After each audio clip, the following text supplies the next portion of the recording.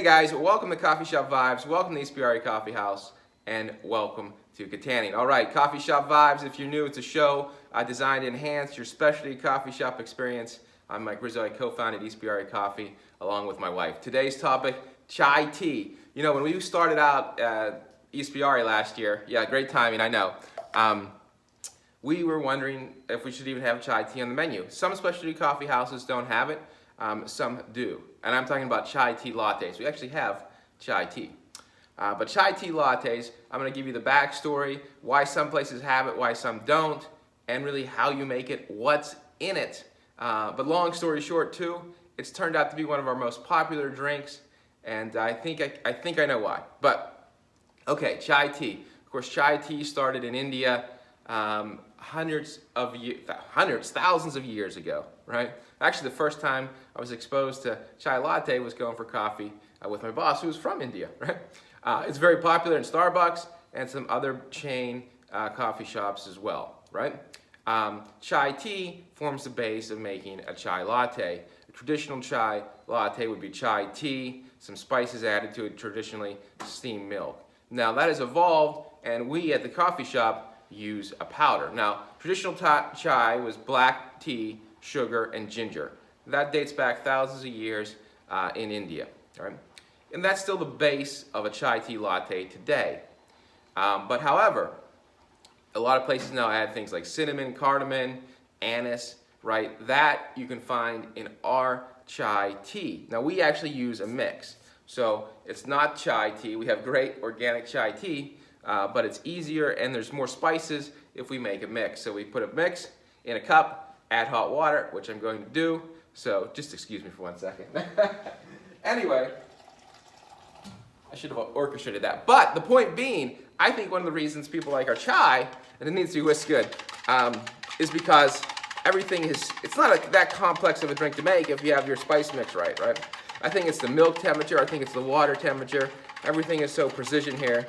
But like I said, one of the things that we cannot believe is how many people come, order chai tea, and how many people compliment our chai tea.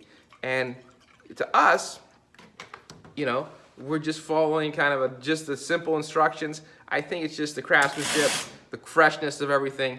And like I said, all the temperatures are right, which create this really good, beautifully smelling drink as well. So our chai tea, like I said, has cinnamon, cardamom, anise in it, even has bourbon vanilla, which is from Madagascar. So of course we're kind of an international shop, right, Ispirare? That, along with your black tea, your sugar, and your ginger, make the mix. So again, whisk it real good. Some places actually use chai. I think some specialty coffee shops that have tea are more likely to include it in the menu. But a lot of traditional coffee shops, especially in big cities, if you go into them looking for chai tea, they will not have it. The ones who will have it, in my opinion, the majority of the time are the ones that also do tea.